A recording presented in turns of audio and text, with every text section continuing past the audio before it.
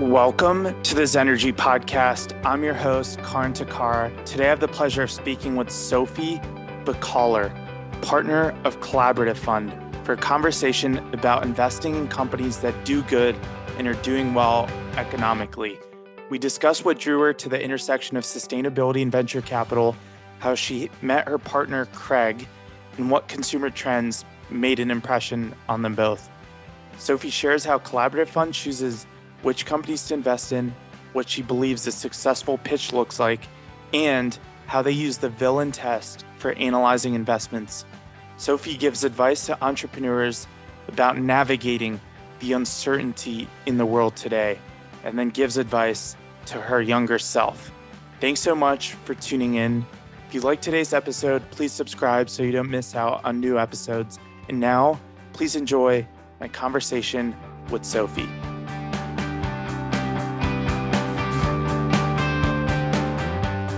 Hello, Sophie.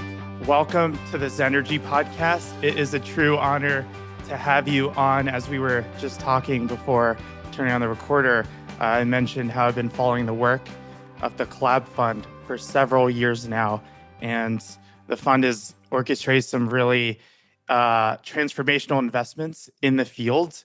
And also your journey has been inspiring to read about, which I look forward to diving more into through this conversation. So thank you truly for taking the time, and would love to kick this conversation off by diving into your journey. So it's been very dynamic in terms of you've worked across several different areas, from trading credit derivatives, for example, to then co-founding Fable, which, as I understand it, was a Collab Fund portfolio company, to ultimately now becoming an investor. So I'd love to kick things off by learning about what drew you into this intersection of sustainability and venture capital. Thanks so much for having me. It really is wonderful to be here. I'm excited for the conversation. As you alluded to, I had a bit of a windy journey to get to venture, which is not unusual. I think venture is kind of a strange industry in that you do see a lot of different sort of backgrounds and pathways to getting into an investor seat. I got a very early start in finance. I started trading credit when I was just 17. So I was in my senior year of high school.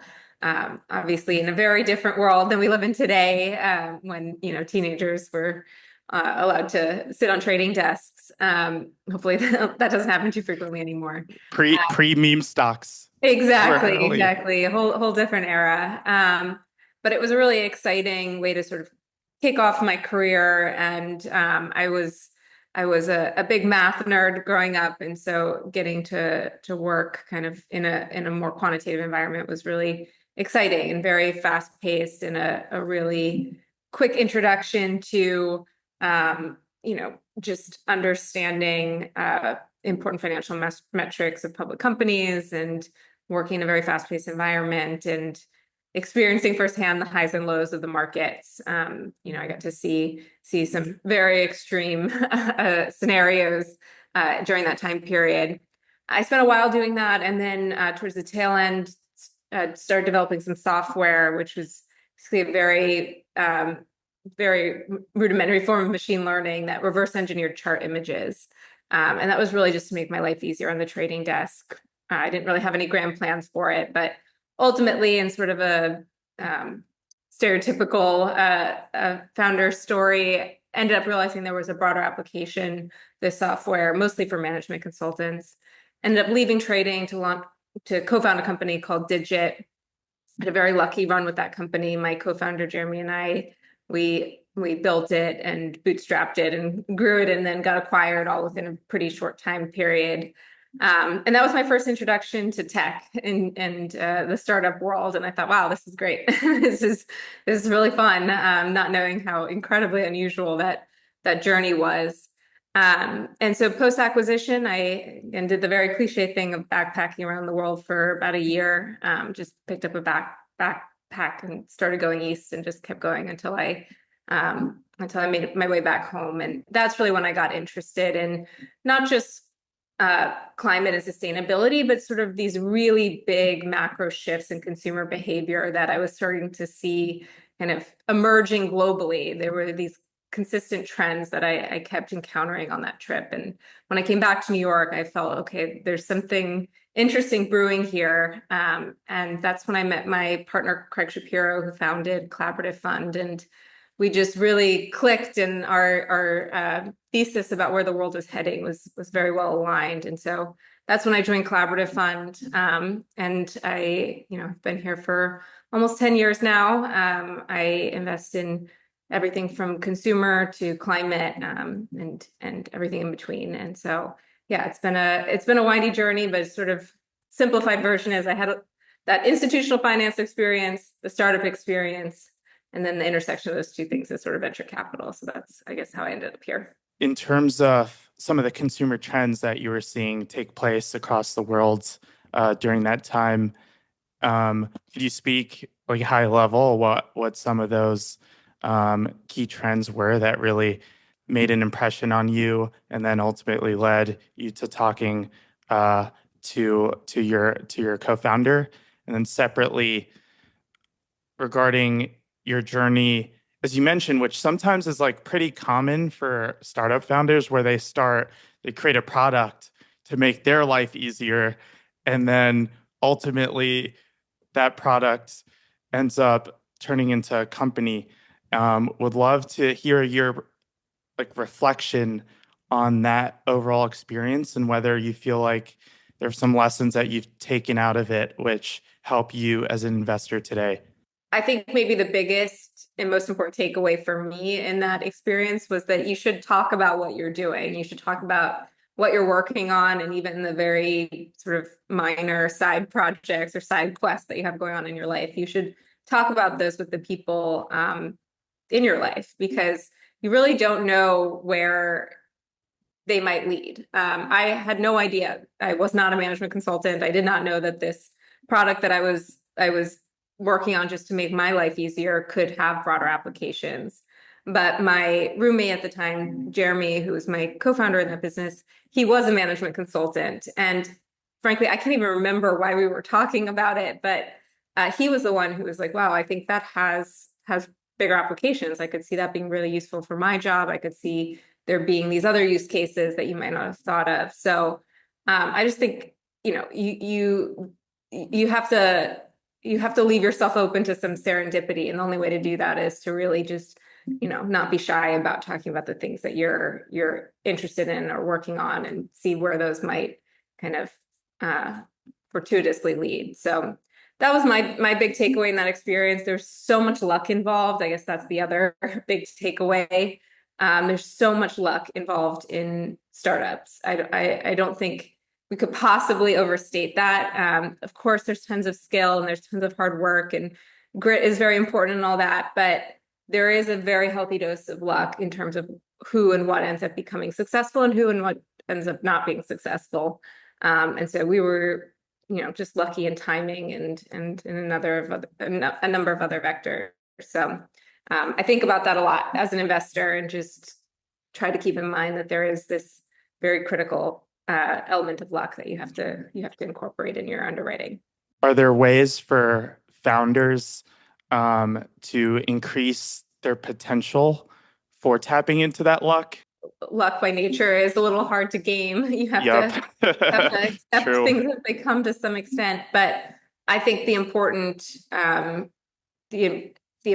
sort of foundation to maximize your luck is to just maximize your optionality. And a lot of that comes down to just being really efficient in how you build a business, and just being efficient in what you're working on. Because the more cash you have in the bank, for instance, the more runway you have, the more space you have to give yourself time and room for that luck to hit you. The more you're operating on thin, narrow margins, the less space you have for that serendipity to enter the equation. So, it is hard. I think it's more.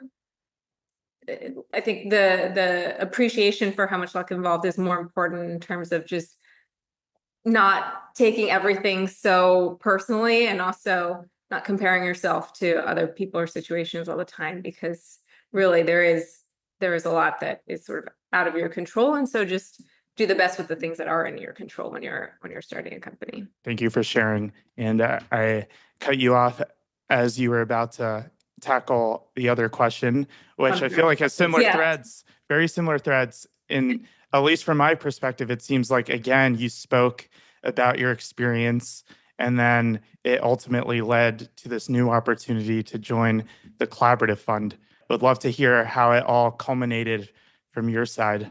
Obviously, there's tons of luck in getting the seat that I have, but there was also a fair amount of rolling up my sleeves and forcing that luck to, cross my path. I met my partner, Craig Shapiro, who founded the firm, because I cold tweeted him. I had read this article that he wrote called The Villian Test. It was a blog post that articulated Collaborative Fund's thesis in a way that really resonated with me and aligned with, again, where I was thinking the world was going and these big shifts in consumer behavior. He touched on all those in a way that I thought was extremely prescient. And so I reached out to him cold. I reached out to him cold multiple times, in fact, before we ended up having our first meeting. And so, of course, it's lucky that he eventually responded. It's lucky that the timing worked out, that he was thinking about bringing on another investment professional to the team, that, that we had these similar ideas about where, the most important investment opportunities were. But there was also an element of like, okay, I kind of made that luck, because I wouldn't stop until he responded to my messages. So that's how I originally got introduced. Wow, very cool. A long period of getting to know each other and knowing each other for a very long time now. But I think that was the catalyst, was sort of those cold messages. If you could just walk us through what some of these broader trends that you were seeing, that you felt that Craig was speaking to at the time. Those ultimately boil down to, where we've been in kind of an interesting period over the last, 5 to 10 years, where there's a pretty stark sort of generational shift in consumer purchasing power. You're seeing, obviously, younger generations make up a larger percentage of the global economy. Younger consumers have a very different framework for how they shop for goods and think about what brands they want to support than previous generations, which comes down to there's a lot more information about brands available now and products available now than there were, previously. There's just a plethora of information that consumers can sift through.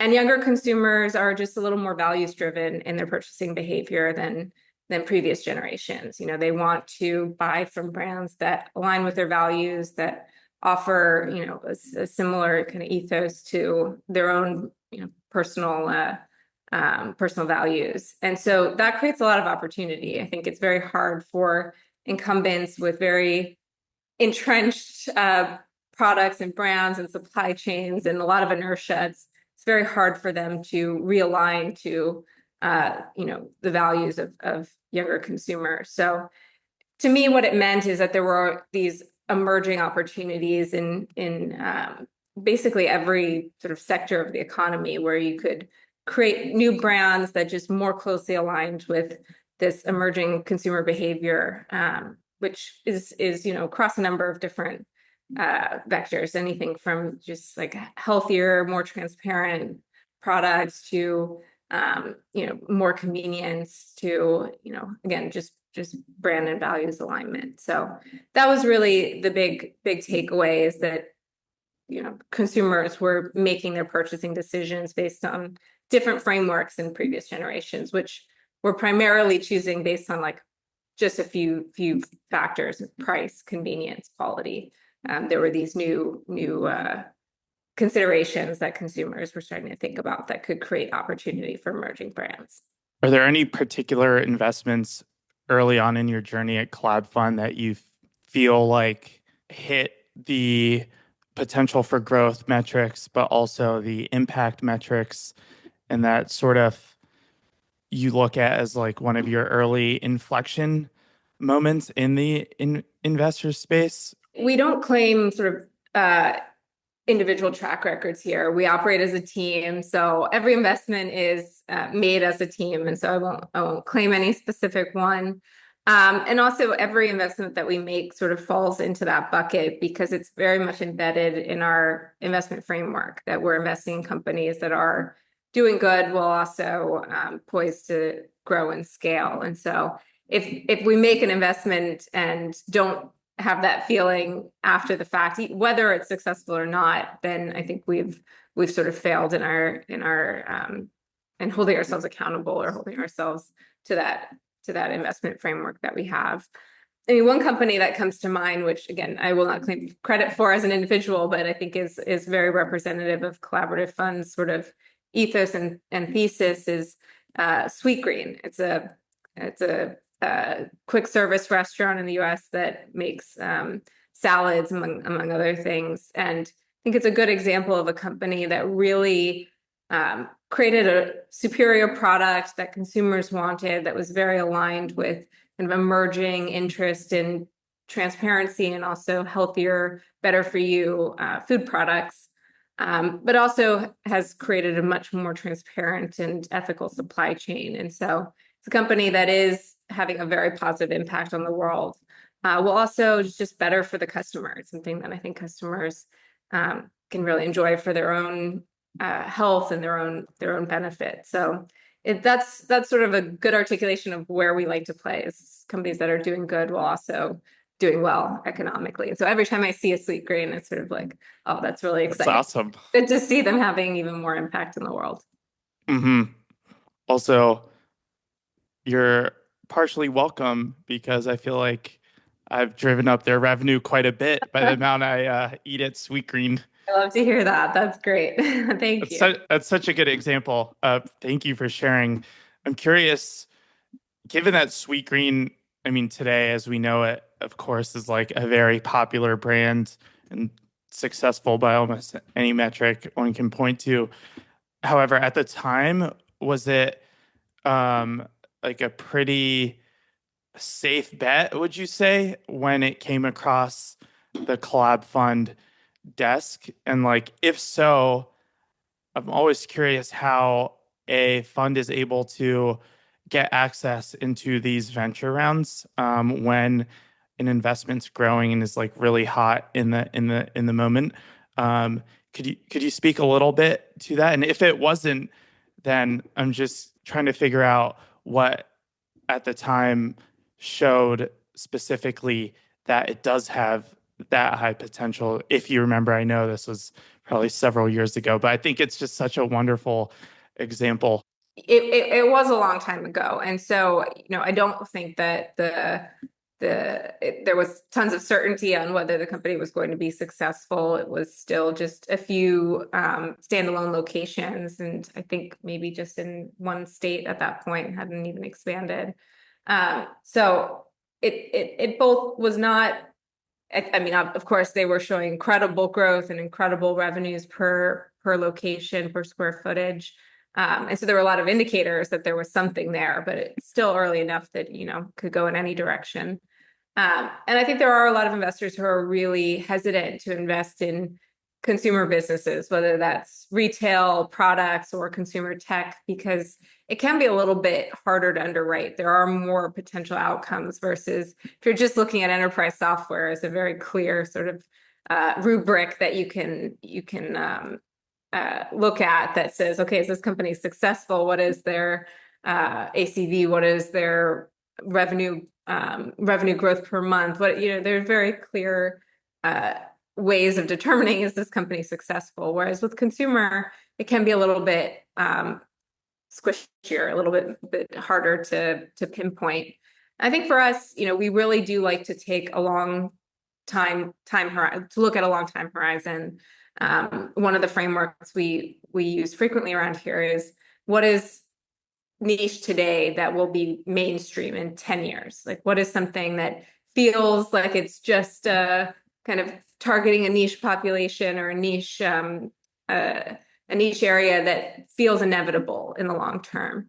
And when we invested in Sweetgreen, we were starting to see these rumblings of this this interest in sort of healthier food products and more transparency around,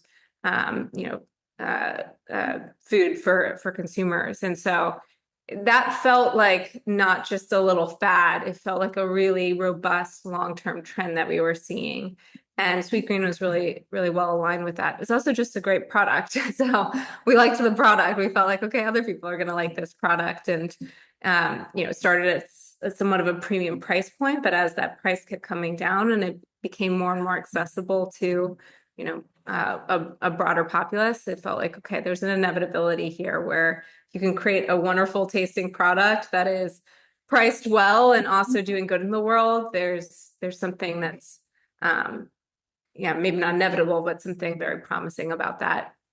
And then, as I kind of hinted at earlier, we do use this framework of, okay, we're looking at companies that are at the intersection of for profit and for good, companies that are pushing the world forward. Would we want to invest in this company even if it weren't successful? Like if they did fail, would we look back and say, that's okay, we're still glad that we made that investment because it really aligns with where we see the world going, where we want the world to be going. And I think Sweetgreen falls in that camp. Like thankfully they were successful, but even if they hadn't been, I think we would have felt good about having made that investment. That's amazing. It makes a lot of sense. Even if it doesn't work out, still a win in a sense. Exactly. So what are some of the areas that you're focusing in on today that you feel like aren't necessarily mainstream currently, but have the potential to be in the next 10 years? Yeah, I still think, we're at the precipice of some really, really interesting, very, very macro shifts in consumer behavior. Some of that is driven by those same sort of generational shifts in sort of purchasing decision making. But also, of course, AI is enabling a whole new user experience and totally new user behavior. And I think we're still just in the very, very early stages of what that looks like for the consumer. You've sort of seen the large language models in the first wave and then a lot of enterprise applications, but we're sort of still very early in terms of, okay, how does that filter to consumers? How does that improve your everyday life? How does that change how you use different applications or purchase different products and how you interact with brands? So still early, and I'm sort of figuring out my thesis as I go, but it's something I'm really excited about to kind of see how these big changes in culture end up being impacted by new technology, and I think it's going to be very profound. I'm also always very interested in kind of where sustainability intersects with other big tailwinds. One of those being consumer health. I think Sweetgreen again is a good example of a company that sits at the intersection of consumer health and sustainability. And I think food is maybe the most obvious and easiest articulation of that intersection, because often what is better for your body is also better for the planet. And so there's, I think, very interesting ways that we can rethink our food supply, but also supply chains more broadly in a way that is better for consumers and better for the world. And then again, where climate intersects with things like AI and the growth in data centers and energy and onshore manufacturing. I think there are, in fact, a lot of areas where climate is actually is quite correlated with where the world is going. So those are just some examples of areas that I'm interested in. But most broadly, we tend to look at where consumer tech, consumer AI, and consumer and climate can all intersect. And as a follow-up to that, say if a company is currently developing some application that fits within your investment areas and they want to pitch you and the rest of the team on investing in them, what does a successful pitch / strong Series A or B pitch look like? There's a general theory that you should only reach out to investors if you have a good warm intro and you can find someone who you both know in common. And of course, that always helps because there's a good anchor for understanding the context of the introduction that way. But I am a big fan of cold outreach. I do my best to respond to every cold message I get that is an authentic one. I think when you get dozens of messages that are clearly kind of spam and generated and auto-generated for like a very wide audience. That's different. But if somebody is reaching out directly to me and wants to have a conversation, I generally try to respond to those. So, if you can't find a warm intro, don't be afraid to reach out to investors. I think it can work. And then in terms of the pitch itself, for me, the thing, obviously, the founder is such a critical part of assessing whether or not we think a company is going to be successful, and the team more broadly, but maybe the founder most importantly. And not just the sort of quality of the founder, how good the founder is, but how well they fit with the pain point they're trying to solve or the product they're trying to build. Like, how natural is it for them? What do they bring to that solution that others couldn't? That's what we sort of call product founder fit. How strong is that? The other thing that I'm really looking for in pitches, though, is to really focus on what is the benefit that you create for your customer. It's kind of surprising to me how often that gets lost in a pitch, and how much focus there is on, oh, we're creating the coolest technology, or we're creating the best, the most impactful, best decarbonizing a system that exists in the market, and totally gets lost. Okay, well, what does the customer think? How do you pitch to the customer? Often, how you sell to a customer is also how you should sell to an investor, because that ultimately, I think, is what is the difference between a company that stays in the lab or stays in pilot scale versus one that can really get to large scale commercial traction. It's like you really need to offer something to your customers that they can't get elsewhere and that they're really excited about. Could you give us a sense of how you spend your time across a typical month? Like, how many deals you review, very general numbers, how much time goes to portfolio support, and how you prioritize internally? It really fluctuates. It's very different than when I first started out, partly because we have a great team that can all share in the workload. But it's sort of fluid between looking at new investments and meeting with founders, to board meetings and working with our existing portfolio companies, to working with the team. And one thing that I really try to carve out time for is, I think of it as like thesis building. I think of Collaborative Fund as a very thesis driven investment institution, and we do want to spend time thinking about where is the world going, where do we think those inevitable long-term trends are. And so just making sure that we have a good handle on what's going on in the world, and where we think those consumer trends are evolving to is really important. Speaking of what's going on in the world, there is, by several accounts, much uncertainty right now, where on one hand, there is a new tax bill that was recently proposed. We're speaking on a Thursday. It got approved or passed the Ways and Means Committee just on Tuesday and yesterday. So I would love to hear how, as an investor, just given all of the fluid developments that are underway, how you're currently viewing the situation and what your orientation is in this current moment. We have this framework at Collaborative Fund that we call the Villian Test. And it's a really simple framework. We're only meeting with companies that are pushing the world forward and having a positive impact in the world. But before we make an investment, we ask ourselves, would a villain use this product or service? Would someone who's purely self-interested want to buy this product or use this service? And that's our way of ensuring that we're only investing in companies that are poised to scale, that do offer benefit to their customer, that is going to be resilient to whatever volatility or whatever noise is happening in the rest of the world. And so I just flag that because, we've always operated under the assumption that things like federal subsidies or grants, those are tenuous. You can't rely on them. And so we only invest in companies with business models that are not dependent on things like subsidies.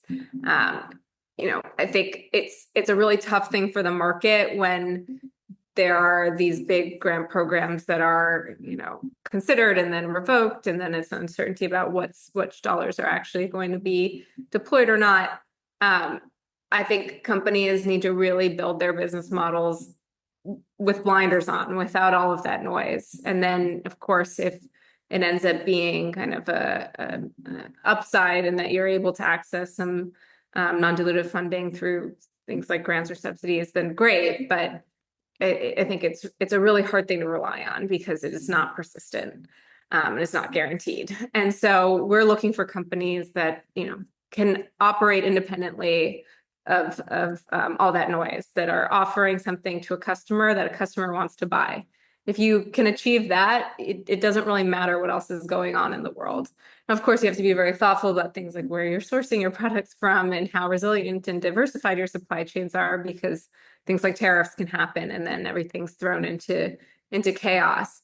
But in some ways, tariffs are actually better for startups than they are for incumbents, because it's the very entrenched, incumbents with a lot of inertia who have trouble just shifting supply chains at a moment's notice, whereas startups are generally a little bit more nimble. So in some ways, it should actually be quite good for them, even though, I think you have a little less margin margin buffer to operate when pricing pressure gets too volatile. But I think, again, if you're creating a product that customers want to buy, that should be pretty resilient to whatever else is going on. So essentially, you take the long-term view and look at policies as sort of, if they're there and they help, that's great. But if they're taken away, then your business can still operate regardless of whether that policy is in place. Exactly. Yes. Great. Is there just one quick follow-up on this? Because I know it's on a lot of people's minds. And as someone who has the opportunity to engage with entrepreneurs pretty consistently, like what are they feeling right now from your perspective? Do you feel like they've been adapting and like making pretty large strategic changes on their side and like are able to handle all this uncertainty? Or is it like pretty, not to get too intense or extreme, like somewhat terminal? Love to just get the on the ground perspective from your conversations. I think, of course, it's whenever there's volatility and chaos in the world, it just creates an extra strain that is, I think, there's already so much stress and strain in building a company that any additional points of friction can be very stressful.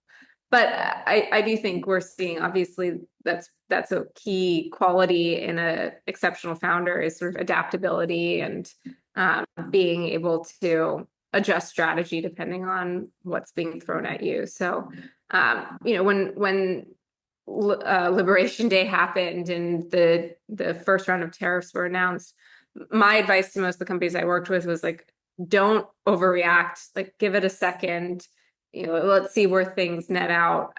And I think that was generally the consensus. You can't just completely change your strategy on a dime, but for a good long while, I think the best companies have been thinking about, okay, how do we diversify our supply chains? How do we operate under the assumption that there will be some sort of tariffs, whatever the final numbers end up being? And so I think adapting to that has been important. Again, we've always advised that companies not rely on things like subsidies. So whether they go through or whether they're pulled, it shouldn't really affect whether these companies are successful.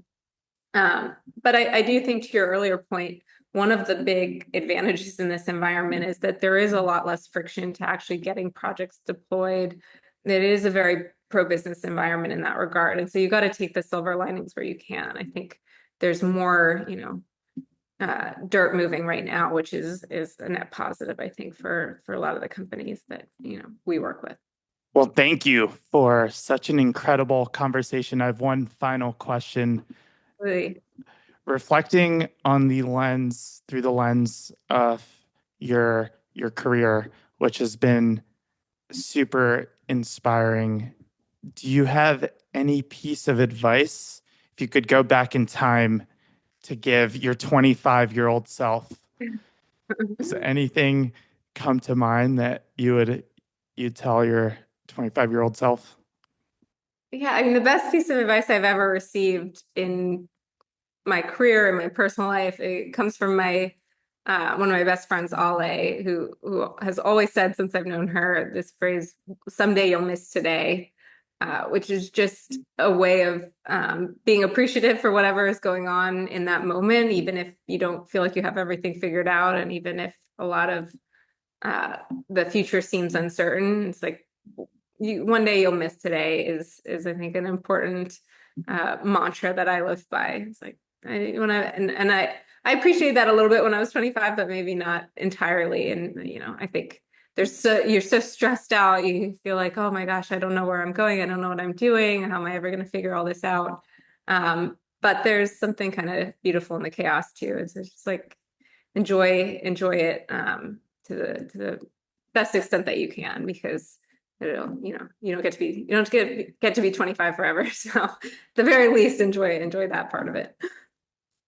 Well, thank you again, Sophie, for this conversation. I really have appreciated all of the insights that you've shared, and grateful that you were willing to take the time to speak to us today. I know a lot of people get a lot out of this, as I have. So thank you again. Really appreciate it. Of course. Thanks so much for having me. It was really fun. Thanks so much for checking out the Zenergy Podcast.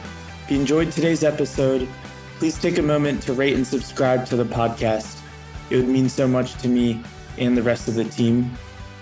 We release episodes every Thursday, so stay tuned for all new episodes featuring industry leaders building a cleaner, greener future for us all.